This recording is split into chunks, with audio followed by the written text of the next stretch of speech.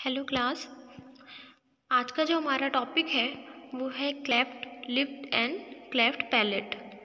तो अगर आपको एग्ज़ाम में अगर ये क्वेश्चन आता है कि define cleft lip and cleft palate and right it's diagnosis, treatment and nursing management pre and post operative care, मतलब आपको क्या करना है। अगर क्वेश्चन में पूछता है कि क्लेफ्ट लिप और क्लेफ्ट पैलेट क्या होता है, उसको डिफाइन करना है, उसकी डेफिनेशन देनी है, उसके बाद में उसके डायग्नोसिस क्या बनती है, उसका ट्रीटमेंट क्या होगा और हम नर्सिंग मैनेजमेंट क्या कर सकते हैं, जिसमें हमको pre and post operative care मतलब ऑपरेशन के पहले और ऑपरेशन के बाद, मतलब सर्जरी के पहले हम क्या केयर करने वाले हैं और सर्जरी के बाद क्या केयर करने वाले हैं, ये सारी चीज़ें हमें इसमें मेंशन करनी है। तो अगर आपको ये क्वेश्चन आता है तो आप उसमें क्या लिख सकते हो। पहले तो हम डेफिनेशन से स्टार्ट करते हैं कि cleft lip and cleft palate क्या होता है। तो it result from failure of maxillary process of fuse with the nasal elevations on the frontal prominence, it में बी यूनिलेटरल और बाईलेटरल। मतलब क्या है, क्लेफ्ट लिप की बात कर रहे हैं यहाँ पे, मतलब जो फ्रंटल जो प्रोमिनेंस है वहाँ पर क्या होता है, नेजल एलिवेशंस का जो मैक्सिलरी प्रोसेस होता है उसके साथ क्या मिक्स हो जाना है ना, तो उसके जो रिजल्ट में क्या होता है, क्लेफ्ट लिप होता है। मतलब और ये बाईलेटरल भी हो सकता है और यूनिलेटरल भी हो सकता है। कैसे मीन ये है, क्लेफ्ट लिफ्ट का मतलब ये होता है कि जन्म से ही जो बच्चा है उसका जो लिप्स हैं वो कटा हुआ होता है, इसलिए हम उसको क्लेफ्ट लिप्ट कहते हैं। तो ये यूनिलेटरल और बाईलेटरल मतलब या तो दोनों साइड से कटा हुआ है या तो फिर वन साइड से कटा हुआ है। तो क्लेफ्ट लिप का मतलब यही होता है कि जो जन्म से ही जिस बच्चे का अगर लिप अगर कटा हुआ है तो हम उसको क्लेफ्ट लिप कहते हैं। अब क्लेफ्ट पैलेट क्या होता है। This result from failure of fusion of secondary palate with each other and with primary palate, it can be unilateral और बाईलेटरल। मतलब यही है कि पहले तो क्लेफ्ट पैलेट क्या होता है कि जो जिसे हम तालू कहते हैं, जो कि हमारा जॉ का अपर पोर्शन होता है उसे हम पैलेट कहते हैं। तो अगर कटा हुआ है तो हम उसे क्या कहेंगे, क्लेफ्ट पैलेट कहेंगे।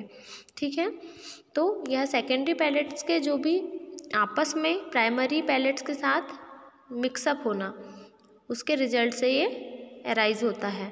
और ये एक तरफा भी हो सकता है और दोनों साइड से भी हो सकता है। ठीक है, एक साइड से भी हो सकता है, बोथ साइड से भी हो सकता है। कभी कभी cleft lip and cleft palate दोनों एक ही साथ हो जाते हैं, मतलब एक ही बच्चे में हमें कभी कभी ये दोनों सिम्टम्स दिखाई देते हैं।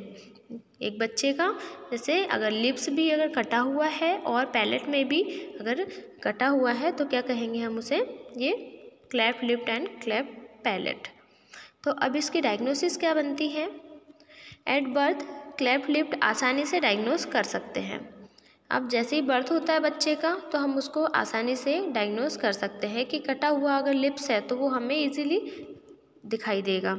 लेकिन जो क्लेफ्ट पैलेट है उसकी आइडेंटिटी करने के लिए माउथ का थ्रो असेसमेंट करने की ज़रूरत होती है। अब हमें जो तालू है, मतलब जो हमारा जो अपर पैलेट है, वो हमें नहीं दिखेगा जब तक हम बच्चे का माउथ ओपन नहीं करेंगे।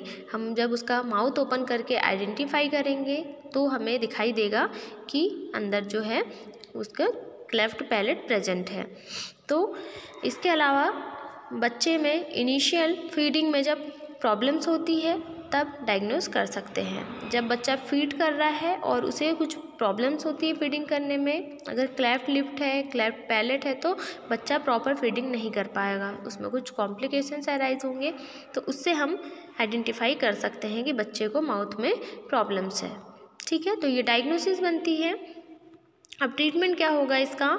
Cleft lip and cleft palate का ट्रीटमेंट कई लोगों के जॉइंट एफर्ट से होता है। इसमें जॉइंट एफर्ट से मतलब बहुत सारे लोग मिलके इसमें आपस में वर्क करके क्या करते हैं, इसका ट्रीटमेंट करते हैं। जो हॉस्पिटल स्टाफ है वो आपस में क्या करते हैं, कोलैबोरेट करके वर्क करते हैं। इसमें कौन कौन इंक्लूड होते हैं, इसमें जो पीडियाट्रिक जो होते हैं, पीडियाट्रिक नर्स हो गई या पीडियाट्रिशियन हो गए, जो कि डॉक्टर्स होते हैं बच्चों के। देन प्लास्टिक सर्जन जो हो गए, जो कि प्लास्टिक सर्जरी करते हैं। इसके अलावा नर्सेस, जो डेंटिस्ट हो गए, जो कि डेंटल डॉक्टर्स हैं। एंड स्पीच थेरापिस्ट जो है, उनके ज्वाइनिंग से क्या है होता है, इसका ट्रीटमेंट होता है। ठीक है, तो ये ट्रीटमेंट है इसका। अब हम पहले बात करते हैं सर्जिकल ट्रीटमेंट की। अब जो बच्चा है, अगर उसका क्लेफ्ट लिप है तो, या फिर क्लेफ्ट पैलेट है, तो हमें क्या करना होगा, उसकी सर्जरी करवानी होगी। तो अब उसका सर्जिकल ट्रीटमेंट देखते हैं। जब क्लेफ्ट पैलेट या क्लेफ्ट लिप दोनों ही पहले से क्लेफ्ट लिप रिपेयर की जा सकती है। जैसे कि अगर एक बच्चे में अगर क्लेफ्ट पैलेट भी हो, क्लेफ्ट लिप भी हो, तो उसमें से हमें पहले क्या करना है, जो लिप्स है उसको रिपेयर करना है। और जब बच्चा 3 मंथ का होगा, मतलब जब बच्चा एक एडुकेट वेट गेन कर लेगा, मतलब उसका एक अच्छा वेट हो जाएगा, तब हम क्या करेंगे, तब तक हमें ऑपरेशन नहीं करवाना है, उसके बाद ही ऑपरेशन करवाना है, मतलब 3 मंथ के बाद। तो मतलब ये है कि अगर बच्चे में अगर कॉम्प्लिकेशंस हैं, दोनों अगर प्रॉब्लम्स हैं, तो क्या करेंगे, हम उसका जो क्लेफ्ट लिप है उसको रिपेयर करेंगे। और जब बच्चा 3 मंथ का हो जाएगा, तब हम उसको क्या करेंगे, ऑपरेशन के लिए भेजेंगे। सेकेंड पॉइंट, सर्जिकल ट्रीटमेंट में क्लेफ्ट लिप को साधारण जेट शेप सूचर्स में रिपेयर करते हैं, ताकि नॉचिंग जो कट लगता है उसको लिप्स को कम कर सके। सर्जरी के बाद सूचर्स लाइन को प्रोटेक्ट करने के लिए आर्च्ड मेटल डिवाइस चेक पर चिपका दिया जाता है। मतलब अब जब क्लेफ्ट लिप को जब सर्जरी होती है उसकी, तो क्या करते हैं हम उसको, जब सूचर्स में रिपेयर करते हैं, मतलब हम सूचर्स का यूज़ करते हैं, तो उसको जेट शेप में यूज़ करते हैं, ताकि जो भी कट है लिप्स का उसको हम कम कर सकें। ठीक है, हम किसी भी चीज़ को, जैसे जब हमारे क्लॉथ्स अगर कहीं से फट जाते हैं, तो हम उसे क्या करते हैं, सुई से हम उसे सिलते हैं। तो उसी टाइप से हम क्या करते हैं, इसमें सूचर्स लगाते हैं, ताकि जो उसका जो कट है वो कम हो जाए। थर्ड, पैलेट में चेंज होता रहता है, इसीलिए बहुत से surgeons cleft palate surgery 1 to 2 years के बीच में करना ज़्यादा प्रीफर करते हैं। लेकिन डिफेक्टिव स्पीच डेवलप होने से पहले रिपेयर करना ज़रूरी होता है। रिपेयर के वक्त माल पोजीशन ऑफ टीथ और मैक्सिलरी आर्च को चेक करने के लिए डेंटिस्ट की ज़रूरत पड़ती है। मतलब जब पैलेट की बात करें, तो जो क्लेफ्ट पैलेट होता है उसमें क्या होता है, नॉर्मली जब हमारा पैलेट होता है तो उसमें क्या, बच्चे के पैलेट में चेंजेस होते रहता है। तो इसलिए जो सर्जन्स होते हैं वो क्या करते हैं कि जो 1 to 2 ईयर्स के बाद क्या करते हैं, उसमें बीच में सर्जरी करते हैं। तो उसके बीच में अगर जैसे डिफेक्टिव अगर कोई स्पीच है, तो उसको रिपेयर करना ज़रूरी होता है, नहीं तो बच्चा जो है वो प्रॉपर स्पीच नहीं कर पाएगा, उसकी स्लर्ड स्पीच निकलेगी, प्रोनाउंसिएशन प्रॉब्लम्स होंगे, तो ये प्रॉब्लम्स होंगे, इसलिए उसको रिपेयर करना ज़रूरी होता है। और इसके लिए डेंटिस्ट की भी ज़रूरत पड़ती है। देन फोर्थ है, क्लेफ्ट पैलेट रिपेयर होने के बाद भी चाइल्ड को स्पीच प्रॉब्लम हो सकती है।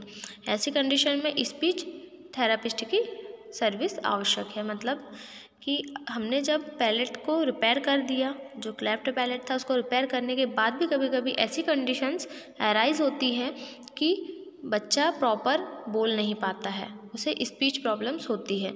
तो ऐसी कंडीशन में हम क्या करते हैं, जो स्पीच थेरेपिस्ट होते हैं उनकी हेल्प लेते हैं।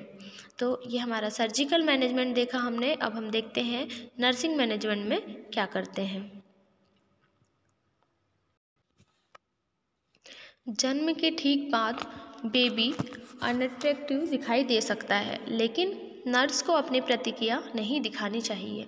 इस तरह से डिसफिगरिंग डिफेक्ट से पेरेंट्स को परेशानी और उन्हें नेगेटिव रिएक्शन हो सकती है। ऐसी कंडीशन में नर्स को उन्हें साइकोलॉजिकल सपोर्ट देना चाहिए और इस डिफेक्ट को ठीक करने के लिए सारे मेथड समझाकर उन्हें पॉजिटिव रिएक्शंस में लाना चाहिए। मतलब ये है, अगर बच्चे का लिप अगर कटा हुआ है या पैलेट कटा हुआ है, तो क्या होगा, जो पेरेंट्स होंगे वो टेंस हो जाएंगे, हाँ, बच्चे को लेकर वो परेशान हो जाएंगे। तो हमें क्या करना है, जब हमने ऑपरेशन कर दिया है ना, तो हमने क्या किया, सूचर्स लगाए हैं उसमें। अब सूचर्स लगाए हैं तो वो थोड़ा फेस जो है बेबी का वो अनअट्रैक्टिव दिखेगा, है ना। तो पेरेंट्स क्या करेंगे, जब बच्चे को देखेंगे, अब उसका फिगर जो है वो डिफेक्ट होगा, मतलब बच्चा जो है देखने में थोड़ा सा उसे पेरेंट्स को थोड़ा अजीब लगेगा कि मतलब प्रॉब्लम्स हो सकती है, उन्हें परेशान हो सकते हैं कि हमारे बच्चे के ऐसे सर्जरी हुई है, तो वो अनअट्रैक्टिव लगेगा। तो पेरेंट्स को क्या करना है, नर्सेस को पेरेंट्स को समझाना है, साइकोलॉजिकल सपोर्ट देना है, जो नेगेटिविटी उनके अंदर आ रही है उन्हें दूर करके उन्हें पॉजिटिव पॉइंट्स समझाने हैं, और क्या करना है, उन्हें मोटिवेट करना है। और ऐसी कंडीशन में क्या करना है, उन्हें बताना है कि जो डिफेक्ट है वो ठीक हो जाएगा, और उन्हें क्या करना है, सारे जो मेथड्स हैं कि उन्हें क्या क्या मेथड्स फॉलो करने हैं, क्या क्या चीज़ें करनी है, वो सारी चीज़ें उन्हें एक पॉजिटिव रिएक्शन में समझाना है। अब जस्ट क्या करना है, नर्सिंग प्रॉब्लम्स फीडिंग की होती है, मतलब पहली जो प्रॉब्लम्स होती है वो अब फीडिंग की होगी, बच्चा फीड नहीं कर पाएगा, तो बच्चा सक करने में अनेबल होता है। फीडिंग के समय इन्फेंट को अपराइट पोजीशन में होना चाहिए। फीडिंग के लिए एक स्पेशल क्लेफ्ट पैलेट निप्पल प्रयोग करते हैं। ये large soft and large whole वाले स्पेशल निप्पल होते हैं, आजकल फीडिंग डिवाइस में भी यूज़ करते हैं। मतलब जो जो निप्पल्स आते हैं, अब पहले तो फीडिंग में प्रॉब्लम होगी बच्चे को, क्योंकि बच्चे का जो लिप है वो क्या है, कटा हुआ है, तो फीडिंग में प्रॉब्लम होगी, उसे सक करने में प्रॉब्लम होगी। तो हमें क्या करना है, बच्चे को क्या करना है, अपराइट पोजीशन देनी है, और फीडिंग के लिए क्या करना है, हमें आजकल जो एक क्लेफ्ट पैलेट जो निप्पल्स आते हैं, एक स्पेशल निप्पल्स होते हैं इन बच्चों के लिए, तो हमें उसका यूज़ करना है। वो बहुत सॉफ्ट होते हैं और बहुत बड़े साइज में होते हैं और उनमें अच्छे होल होते हैं। तो इसके थ्रू हमें क्या करना है, इस डिवाइस का यूज़ करके बच्चे को क्या करना है, फीडिंग करवानी है। ठीक है, अब देखते हैं हम pre operative care. Pre operative care मतलब जब बच्चे की सर्जरी नहीं हुई है उसके पहले हमें क्या क्या चीज़ें करनी है। तो एक नर्स को ऑपरेशन के पहले क्या क्या चीज़ें करनी होती हैं, तो उसको हम पॉइंट्स के थ्रू देखते हैं। प्रॉपर ब्रेस्ट फीडिंग के बारे में पेरेंट्स को समझाना चाहिए। अब नर्स को क्या करना है कि जो बच्चा है उसके माता पिता को बताना है कि आपको कैसे ब्रेस्ट फीडिंग करवानी है इस बच्चे को। सेकंड जो है, बच्चे को उल्टा लेटने के लिए इनकरेज करना चाहिए, ताकि पोस्ट ऑपरेटिव पीरियड में इसी तरह की पोजीशन अपनाने में किसी प्रकार की परेशानी नहीं हो। मतलब बच्चे को क्या करना है, उनको उल्टा लेटने के लिए इनकरेज करना है, मतलब उसको क्या करना है, प्रैक्टिसेस डेमोन्स्ट्रेशन करना है, ताकि जब पोस्ट ऑपरेटिव पीरियड के बाद क्या करते हैं, उन्हें पोजीशन जो है ये फ्रंट पोजीशन ही देते हैं, तो इसमें उसे कोई प्रॉब्लम्स ना हो। थर्ड है, लव एंड अफेक्शन देना है, मतलब उसके साथ क्या करना है, एक अच्छे से बिहेव करना है और अच्छे से ट्रीट करना है, प्यार से उसे हैंडल करना है। देन फोर्थ है, पेरेंट्स को ये निर्देश देना चाहिए कि ऑपरेशन के 6 घंटे पहले से बच्चे को नथिंग बाय माउथ रखें। मतलब जब हम कोई भी ऑपरेशन करते हैं, यहाँ बच्चे की बात कर रहे हैं, बच्चे की ही नहीं, अगर हम किसी बड़े पर्सन्स की भी बात करें, एडल्ट की बात करें, तो कोई भी ऑपरेशन होता है तो उसके पहले हम उसके 6 आवर्स के पहले से हम क्या करते हैं, उसे कुछ भी नहीं देते हैं डाइट में, इवन हम वाटर भी नहीं देते हैं, वाटर भी रिस्ट्रिक्टेड करते हैं। तो ये क्या है, तो हमें क्या करना है, बच्चे को नील ऑफ माउथ रखना है, मतलब हमें कुछ भी फीडिंग नहीं करवानी है बच्चे को बिफोर 6 आवर के पहले तक। देन अब पोस्ट ऑपरेटिव केयर में क्या करेंगे, अब बच्चे का जो क्लेफ्ट लिप है उसकी सर्जरी हो चुकी है, तो अब हम क्या करेंगे, ऑपरेशन के बाद पहले वाइटल साइन चेक करेंगे। वाइटल साइंस किस लिए चेक करते हैं, ताकि हम प्रॉपर बच्चे का जो पल्स है, रेस्पिरेशन है, टेम्परेचर है, हम सारी चीज़ें चेक कर ले कि कोई चीज़, किसी चीज़ में कोई वाइटल साइंस इम्पेयर्ड तो नहीं है। Then second, sideline position में बच्चे को लिटा दें ताकि सिक्रेशन आराम से ड्रेन हो सके और वह एस्पिरेट से बच सके। मतलब क्या है कि बच्चे को हमें क्या करना है, साइड लाइन पोजिशन देनी है, साइड लाइन पोजिशन देनी है ताकि जो भी अगर कुछ सिक्रेशंस निकल रहा है बच्चे के माउथ से तो वो क्या होगा, ड्रेन हो जाएगा, वो एक्सक्रीट आउट हो जाएगा और वो उस चीज़ को एस्पिरेट नहीं करेगा। अगर हमने उसे अगर सीधे पीठ के बल लेटा दिया तो क्या होगा, जो सिक्रीशंस होगा वो एकदम एक्सपेल आउट नहीं हो पाएगा और बच्चा उसको एस्पिरेट कर लेगा, मतलब इनहेल कर लेगा। तो जिससे क्या होगा, बच्चे के गले में, ट्रैकिया में क्या होगा, ऑब्स्ट्रक्शंस होने लगेंगे। अब उससे क्या होगा, उसे ब्रीथिंग डिफ़िकल्टी भी हो सकती है। तो हमें क्या करना है, बच्चे को साइड लाइन पोजिशन देनी है ताकि जो भी सिक्रीशंस है वो बाहर निकल जाए और उसको बच्चा एस्पिरेट नहीं करे, जिससे कि कुछ प्रॉब्लम्स नहीं होगी। थर्ड, सूचर्स को नीट एंड क्लीन रखना चाहिए, किसी भी प्रकार की इंजरी नहीं करनी चाहिए। इसके लिए हम कुछ पॉइंट्स फॉलो करेंगे। अब जो सूचर्स हैं उसको हमें क्या करना है, नीट एंड क्लीन रखना है ना, कोई भी उसे इन्फेक्शन से बचाना है, हाइजीन मेंटेन करनी है, प्रॉपर क्लीन करते रहना है हमें। देन अब इसमें कुछ पॉइंट्स फॉलो करेंगे। वो पॉइंट्स क्या होंगे, क्लेफ्ट लिप्ड ऑपरेटेड बच्चे को बैक और साइड लाइन पोजिशन में लेटा सकते हैं।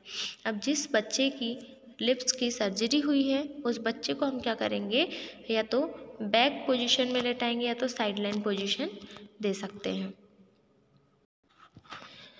क्लेफ्ट लिप क्लेफ्ट जो पैलेट होता है उसकी सर्जरी के बाद एब्डोमेन के बल पर लेटाना है। मतलब अब जब सर्जरी हो गई है तो हमें एब्डोमेन के बल, मतलब उसे उल्टा करके लेटाना है।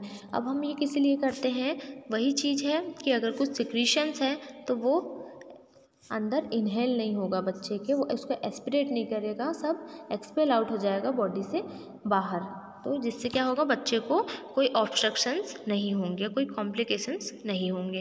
देन सूचर्स के ऊपर प्रोटेक्टिव डिवाइस लगानी चाहिए। हमें क्या करना है, सूचर्स को प्रोटेक्ट करने के लिए प्रोटेक्टिव डिवाइस यूज़ करनी है। देन बच्चे के हाथ सूचर्स के ऊपर टच नहीं करने चाहिए, इसलिए हाथ को एल्बो से रिस्टैंड करके रखना है। मतलब अब सूचर्स है तो अगर बच्चा अपने हाथों से अगर सूचर्स खींच देगा या उसे अगर निकाल लिया तो क्या होगा, उससे ब्लीडिंग होने लगेगी और कॉम्प्लिकेशंस अराइज होंगे। तो हमें क्या करना है, बच्चे के जो हैंड्स हैं उसको क्या करना है, हमें बांध के रखना है, एल्बो के साथ क्या करना है, हमें हैंड्स को बांध देना है। देन फोर्थ है, फीडिंग के बाद सूचर्स लाइन को स्मूथली एंड जेंटली क्लीन करके रखना चाहिए। मतलब अब फीडिंग हमने करवा दी, उसके बाद जो सूचर्स लाइन है उसको हमें क्लीन करना है, क्योंकि जब फीडिंग करेगा बच्चा तो क्या होगा, जो सूचर्स है उस पर मिल्क कुछ गिर सकता है, तो जिससे क्या है, कुछ प्रॉब्लम्स हो सकती है। तो हमें क्या करना है, जब हम फीडिंग करवाएंगे उसके बाद में हमें उसको क्लीन करना है, सूचर्स को अच्छे से स्मूथली क्लीन करना है। फिफ्थ है, पोस्ट ऑपरेटिव वार्ड में बच्चे के साथ माँ को भी बैठने के लिए परमिशन देनी चाहिए ताकि बच्चा अपने आप को सिक्योर महसूस कर सके।